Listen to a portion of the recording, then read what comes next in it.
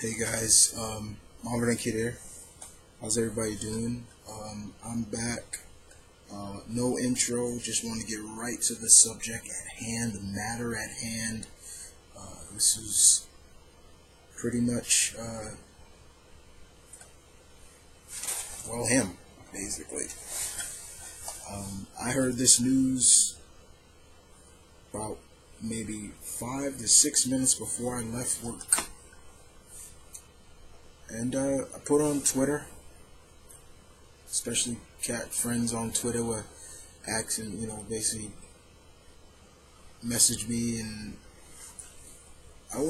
so I didn't know what to think at first. I was like, okay, this could be fake, whatever. So I went to the source at hand. I went directly to Marvel.com. It's straight there, and they say it's really happening.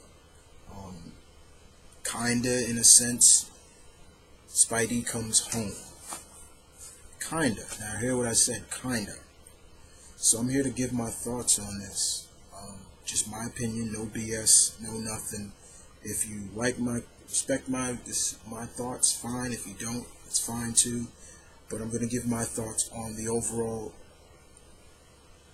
deal that I read from the article, and I will quote exactly what they say. So let's get right into it. And that's my phone going. Sorry about that. Alright, so like I said, I went to the deal, and it says that basically Marvel, Kevin Feige will produce the next installment of the Spider-Man franchise with Amy Pascal. But also the deal, here's what the deal breaks down to from what I heard, from what I've read. Alright, so I'm going to quote them as like I said. Basically, it says, and I quote, "Under the deal, the new Spider-Man will first appear in a Marvel film from Marvel Cinematic Universe. Sony will thereafter release the next installment of its $4 billion Spider-Man franchise on July 28th, 2017, excuse me, in a film that will be co-produced by Kevin Feige and his expert team at Marvel, and along with Miss Pascal, who oversaw the franchise launch from the studio back 13 years ago. Together, they will collaborate on a new creative direction for the webslinger. Sony Pictures will continue to finance, distribute, own, and have final creative control of the Spider-Man films." Let's stop right there, because that's what I really want to talk about. I'm happy, guys, and trust me, you don't get there's so many Spider-Man fans out there, but I consider myself one of the biggest, who really follows the whole, that whole quote that Uncle Ben personified. Yeah, I follow that, really. But I'm just one.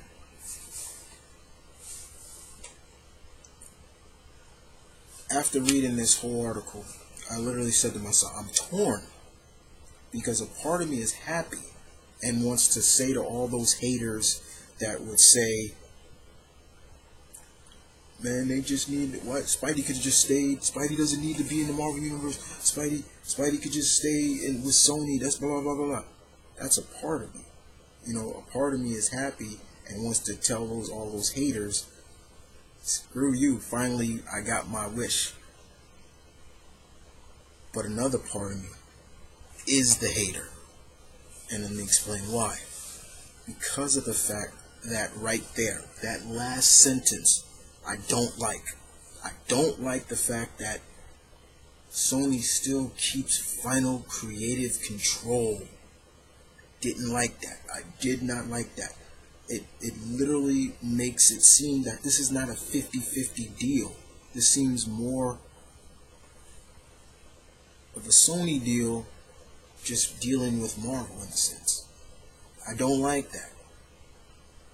Now, that makes me feel like, okay, still, if Feige and them have some great ideas, like, oh yeah, we could do this, we really could do this, Sony still has the creative control. We're like, no, we're not going to do that. No, we're not going to do that. No, we're not going to do that. That's where I have a problem with it. Okay? But another side of me also has, which I'll go into more detail once again. So let's go on. Okay? Now, once again, they go on to talk more about how this will pretty much have Spidey interact with other Marvel heroes from the Marvel Cinematic Universe and his world and vice versa. That I love, because this is the Marvel Universe, guys. It's like they should be meeting almost or hearing about each other all the time, you know. And for me, Spidey should have been one of those characters that should be meeting cats like Captain America and the Hulk and Iron Man and people like that once in a while. So I'm happy for that as well. Now the whole creative, the whole like Kevin Feige helping, I trust Feige to do what he needs to do to make sure that Spidey stays where he is in terms of being explored, taking him in new directions. I'm fine with that. So I really want to just make that really clear about, guys, that yes, I'm happy, but I don't like that Sony still has that final full control, creative control. Now, a friend of mine said to me recently, not too long ago, said, yeah, it's mostly because Sony they need to hold on to something. Because let's face it, Sony has been in a lot of turmoil ever since, and Spidey seems to be that one thick, very thick thread that's keeping him afloat. That's just my opinion. So, Lamar, you were right. Yeah, I agree with you. Definitely agree with you on that. Now, as I said before, being torn, here's some more being kind of torn between it. Once again, Spidey is so-called being rehashed, rebooted. That's something I'm kind of on the fence against, like,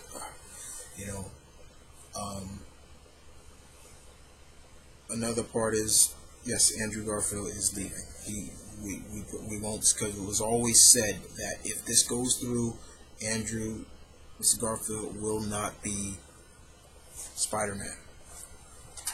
Now, having said that, I liked Andrew as Spider-Man, and it wasn't his fault that what went down in the last movie and things like that. I enjoyed the chemistry he had with his real-life girlfriend, Emma Stone, and I want to thank Miss Stone for your portrayal as Gwen. Thank you very much. You captured that character so well. And with Andrew, I thought you had the essence of Peter down. You could truly see, Mr. that you truly cared for the character, and you respected the character, you respected the history, the 50-plus year history of this character, and you just wanted to capture it in your own manner. Same thing Toby did, you did. Now, with only 2 movies under your run, you walk off into the sunset. And I apologize for that. And, but hopefully, once again, Marvel, I hope that idea that Marvel said that if the deal did go down, that they would not want to see Andrew leave, like he would be put in another role. I would take that. So that's something else. So I want to thank you both, everyone who worked on Amazing Spider-Man, who casted the cast. Thank you for what you did. Okay? but now Spidey starts anew again. But still, here are some pet peeves, and Marvel and Sony, please take into consideration, because one, here's the biggest one: we don't need the origin no more. Don't tell another origin story. We know this character through and through. We don't need that. Okay? If you want to be smart about it, you could tell it in the freaking origin. You could tell the origin in the freaking credits. Like, in a sense, how they did with the Incredible Hulk. Two, here's something I want. Peter has been Spider-Man for a couple years now. He's got experience. He's not inexperienced. Okay? No more high school stuff. Let's have Peter maybe a sophomore or a freshman in college now. Okay? He's a young adult now. Let's have him be a young adult. So technically I would prefer somebody that's in their late 20s or so portraying that character. Maybe a little bit of older Spider-Man is what I've always wanted. Just saying. Y'all talking about new direction, new creative. There you go. Keep Gwen dead. How about even mention that Gwen is, she's dead, and you can go on to Mary Jane. How about that? Okay. We can get back maybe JJ and Robbie and all the other characters that make up the Spider-Man world and his supporting cast. Keep them true to who their characters are. One thing I've always said is, you guys did a poor job, Sony, with the relationship between Robbie and Peter. I was very much hurt at that, because Robbie is one of my favorite supporting Spider-Man characters, and the relationship he has with Peter on the level of Peter Parker and on the level of Spider-Man is not different. So I would hope you would capture that again. Okay? That's something that also. Then there's, pretty much the only villain that I want, and I think you all should know who it is. Kraven the Hunter. Sergei Kravenov is all I want. That is all I want. And I'm talking real Kraven, who is taking the serum that gives him his abilities. If you can pull off the super soldier serum, then you could do it with Kraven the Hunter. I don't want him becoming Cat like in Spectacular Spider-Man. I didn't like that. I'm hearing Shocker and things like that. I like Herman Schultz, but I think you need somebody more. You need Spidey's most deadliest enemy, and that's Kraven the Hunter.